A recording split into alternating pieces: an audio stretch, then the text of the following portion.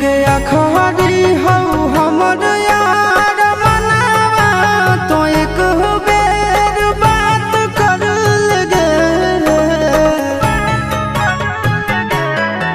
हो गया खरी हो हमर यार मनावा तो एक बेर बात कर लगे।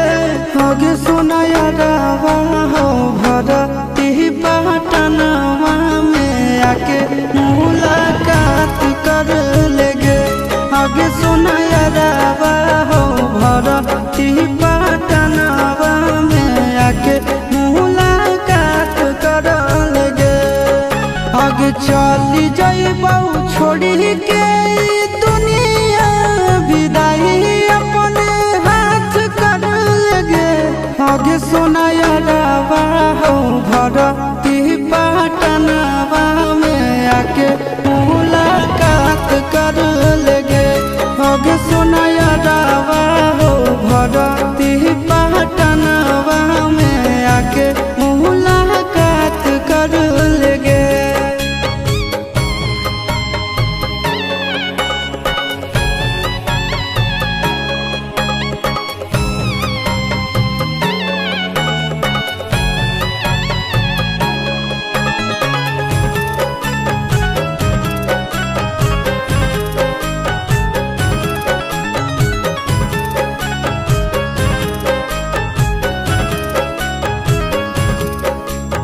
मोरे घर पनिया पिलाई दी है जान गे।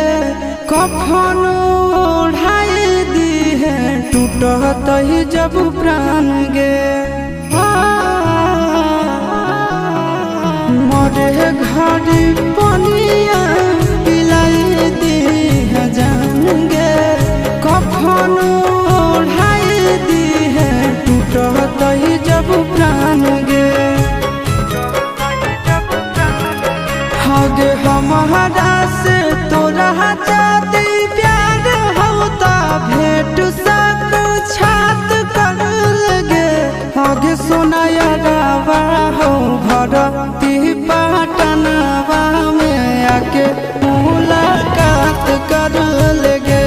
हगे सोना यारवा हो भरती पटनवा में आके मुलाकात कर लेगे।